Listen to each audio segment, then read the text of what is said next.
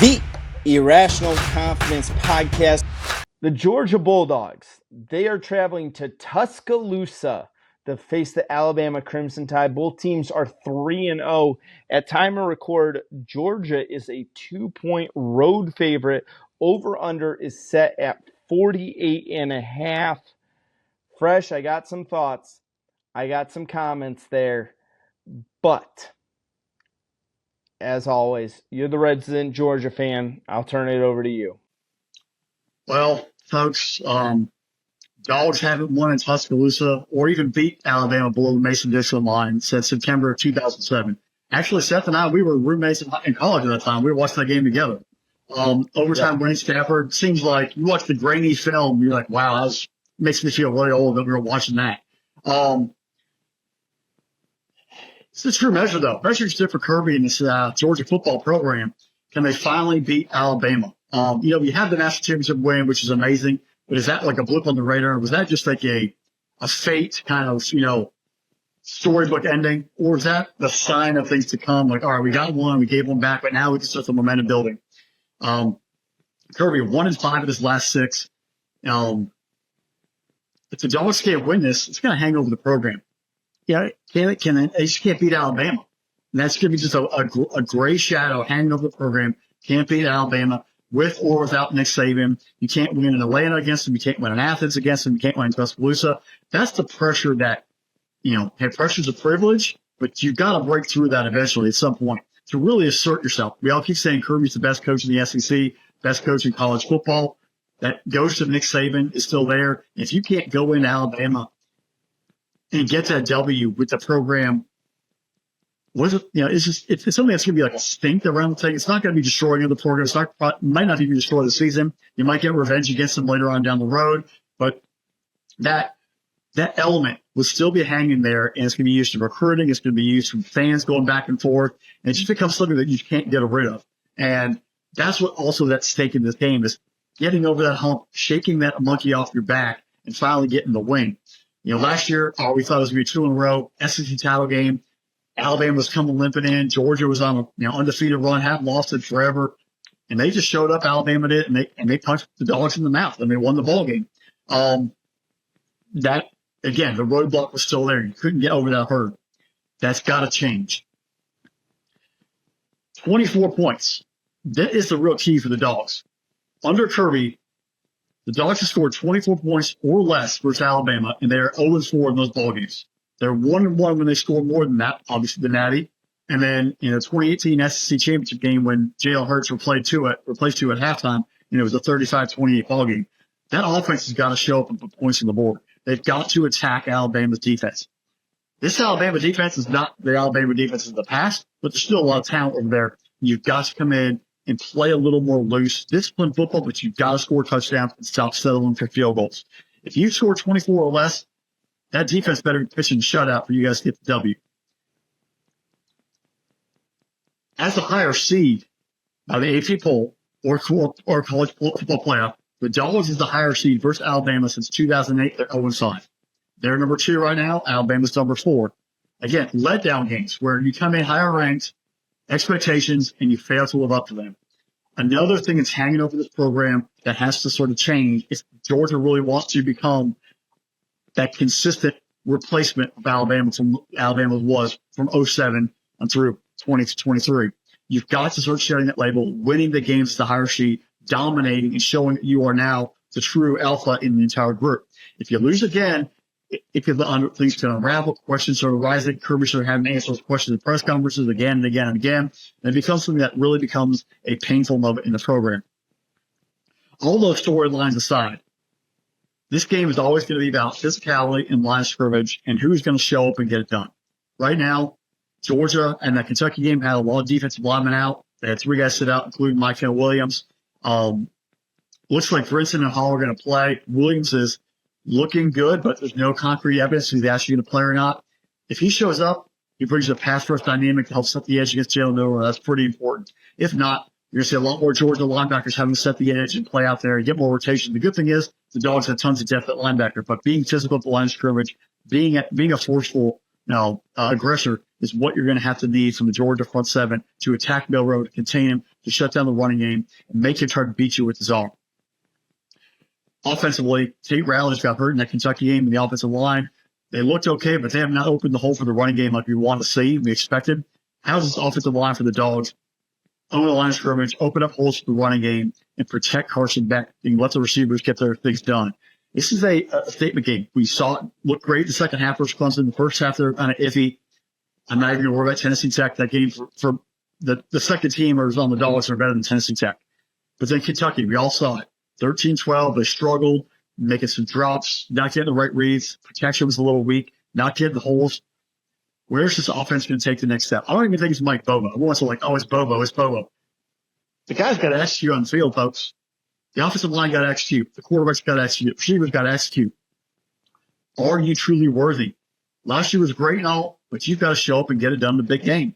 Make your plays happen. You've been through 2 weeks of hard practice. How do you show up and get it done? That's what I want to see. Which receivers are going to rise up? Can Etienne stop dancing in the backfield? Can he hit a hole and go? Can Frazier get more playing time? Lovett, Bell, Humphreys, Arian Smith, Colby Young. Which of these receivers are going to show up, not just blocking in the running game, but making big catches on third down, keeping the drives going? These are the things we got to see from Georgia in a big, big game. That it's great. They've done it versus Tennessee. They beat the trash out of them all the time. They did it versus Ole Miss. They beat the trash out of them. They did it versus Florida State. They'll take care of business against other people, but Alabama's a different beast. When will they show up and get it done consistently against Alabama? That mindset, you've got to go out there and just conquer the demon yourself. You can't just pray for it to happen. You've got to take action and get it done. Execute every single play. Flipping to the other side. Alabama. First week of the season, Western Kentucky, no competition whatsoever. He took care of business. It looks fantastic. USF for the second year in a row punched you in the mouth and had you guys on upset alert, upset watch. It didn't look pretty. The funny part I see is everybody in that week between USF and Wisconsin was like, is Alabama really truly back? Are they struggling? Are they real Alabama? Are there kicks in the over? Is Jalen Milroe really going to be able to get it done? Is this defense good enough? Lo and behold, they go to Wisconsin, they beat the trash on the Badgers. And everything seems like it's all great and everything's wonderful. There's still some issues with that offensive line for Alabama playing cohesively and getting it done and protecting Milroe. The running game hasn't been as dominant as I think we want to see. The passing game outside of Ryan Williams, who's been phenomenal. By the way, if you haven't heard for the millionth time, he's 17 years old. Outside of him, who else can be the number 2 receiver to help build that passing game? Milroe has definitely grown. He is a weapon. His legs make him good. He's a strong arm. He's a strong dude. Kind of reminds me of a skinnier, he's well built, skinnier kind of Cam Newton. He has an arm. He can run. He has a charismatic attitude that keeps the team sort of fired up. How do you sort of minimize him and force him to just be a thrower? Put one arm behind his back and make him play like that. That's how you're going to attack this team. For Alabama, how do you protect? How do you keep this offense fully wide open, running and passing, and every element fully available to that team?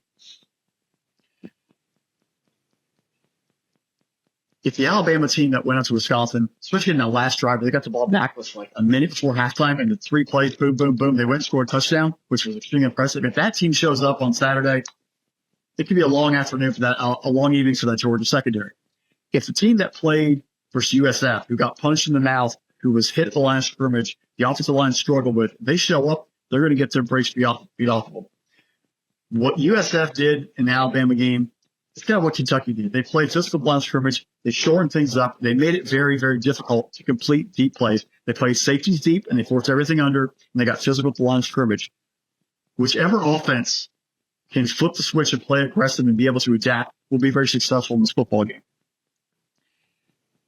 Line of scrimmage, line of scrimmage, line of scrimmage. And the one thing that worries me about both these teams is their tackling. Didn't see very good tackling from Alabama early on, especially the USF game, and did not see good tackling from Georgia against Kentucky. Whichever defense can tackle and own the line of scrimmage is they're going to have a very, very productive day on defense. It's been a long week of chatter. It's been 2 weeks off of both these teams. A lot of hitting in practice, a lot of chatter, a lot of things being said in the offseason by current Alabama quarterback. I'm going to say it right now. I've never been more confident about a Georgia team going to an Alabama game in my entire life than I am in this Saturday. Georgia, I'm not going to say it's 1 point. I don't know if it's 20. Georgia's going into Tuscaloosa angry. They've been yelled at. They've been told they stink for 2 weeks. They were dropped in the rankings. They've been told they quit in the SEC championship game, which may be a sack. Who knows? But they've been told all this negative information. They've been hitting everybody. This team is motivated. They're locked in, and they understand how the season almost was destroyed last week.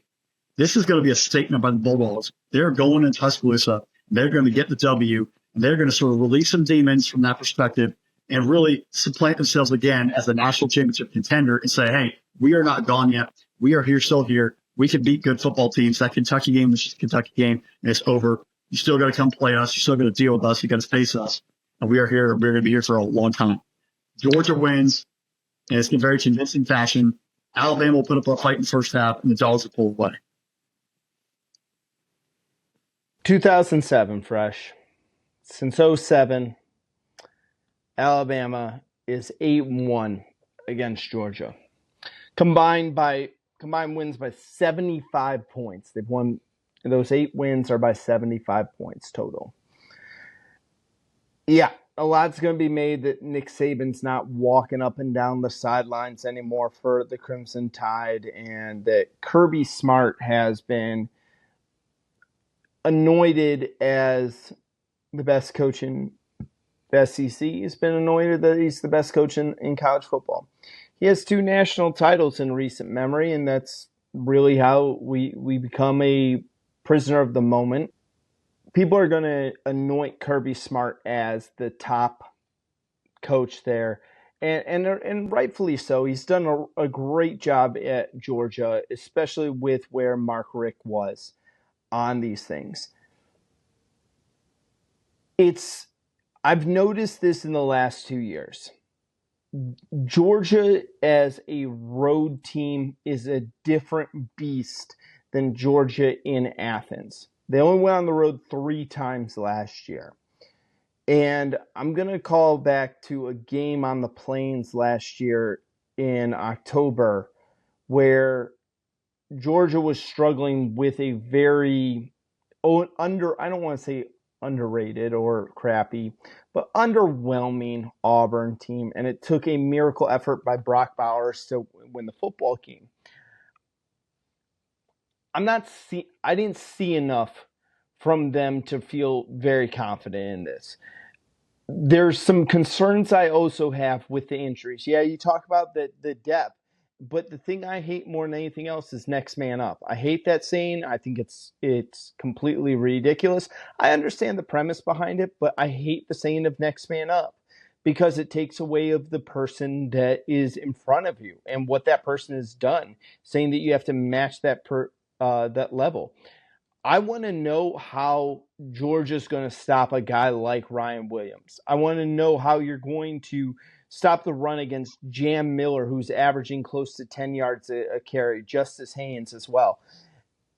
Milroe is definitely improving, and Kalen DeBoer, it's slowly looking like he was the right choice to replace Nick Saban. The guy can coach football. He's a very, very good football coach.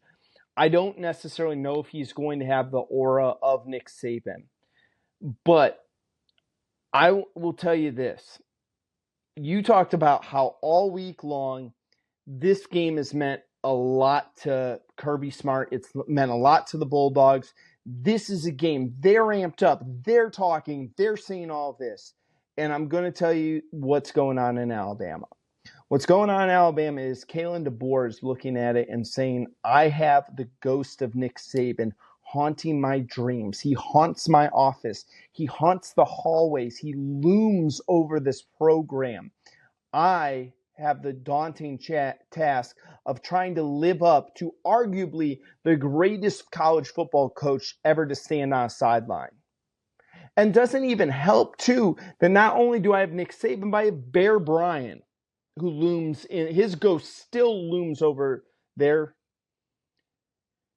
Kalen DeBoer needs this game desperately. He needs this game. He needs an early statement win to exercise the ghosts of Nick Saban and Bear Bryant, and for him to start to be even respected. Because if he loses this game, there's no shame in losing this football game. If Alabama loses to Georgia, there's no shame on it. You're not going to sit there and be like, oh my gosh, what a terrible loss. You lost to one of the top 5 teams, the national title contender at home. is what it is. But you know what's going to happen with that fan base is that there's going to be whispers. Nick Saban wouldn't have lost that game. Nick Saban, if he was still with us, we would have won that football game. Kirby can't beat Nick Saban. He can't do any of those things. That's going to be the chatter from the Alabama fan base. And Kalen DeBoer knows that I guarantee you, he wants this game. He wants this game as much as he wants oxygen in his lungs to breathe. And I guarantee you, Kirby Smart wants this game. He wants to go back into Alabama. He wants to say that you can forget about the last 15 years, that was against a different team. It is a new era in the SEC. This game is going to be a dogfight. It is not going to be decided until the very, very end of the fourth quarter. I don't care what anyone else says. I believe this fully. This game will never be out of reach for either team. It may come down to just who gets the football last. My thing is, Fresh, I stick with history over time. I think I'm starting to really worry about what I saw in the Kentucky game with some of the injuries. I'm not so worried about what I saw play on the field wide because I think Georgia can correct those things. I'm more worried about the injury bugs starting to chip away at that frontline depth. I know Georgia's got depth behind them that is very, very talented. But when you're going up against a team that is equally as talented as you, like Alabama is, that's when those, like if they were playing South Carolina this weekend, I wouldn't be worried about, because your two deep is outclasses South Carolina's one deep. Alabama is able to match up with you. That's when injuries come into play. That's when you say, even if that guy is a split second slower, or just doesn't react at that quickness as the starter would have, that's when these type of games are changed. I'm going Alabama. I'm going to say this. I think every coach needs that story around him. Every coach needs a dragon to slay. And I don't think this is the time. I think the better story is DeBoer is the one who ends Georgia's regular season winning streak. Alabama is going to see Georgia saying they're not going to walk into Tuscaloosa as a 2-point favorite and get a win out of our house. So I'm going with the Crimson Tide in this. I think that DeBoer, but I'm going here late field goal. Alabama wins 27-24 in this football game. Last second field goal by the Tide to win the football game. I mean, I think it's going to be interesting. Georgia's defense is better than Alabama's defense, but I think right now Alabama's offensive line is better than Georgia's offensive line. So you're going to see a very talented offense for Alabama versus a very good defense. That is really an interesting story of how does Milroe improve. Last year they played him. How does he evolve, and how does the defense change? On the other side, Carson Beck. Big road game for you, big opportunity. Can you show up and get it done in Tuscaloosa, the lights of the brightest? Like I said earlier, dogs are winning. I've never been more confident in my entire life that dogs beating Alabama. It's going to be a breakthrough moment for the team, and they'll keep them going to the next week. I'm just intrigued. Really the question I'm going to ask, who's Georgia matching up with Ryan Williams? I really hope it's not Dylan Everett. Give me Ellis Robinson. Give me Julian Humphrey on him. I got a feeling they're going to have Malachi Stokes hovering over top the entire time. They're going to need to bracket him. But then the question goes, what does that open up if they have to do that? So it's going to – that's the fun thing about a game like this. This is how you sort of match it up. It's a cat and mouse game. It's like, okay, if you're going to do this, then we're going to do this. If you do that, then we're going to come back and do this. It is really that back and forth football game.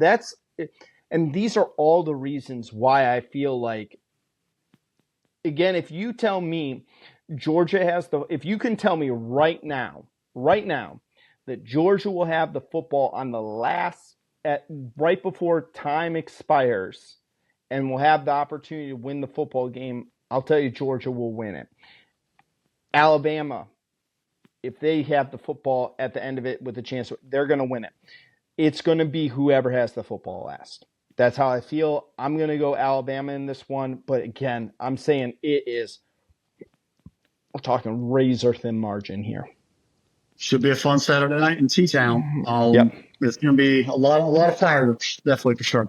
I might flip it over after Ohio State starts to run away with against Michigan State. After the second drive.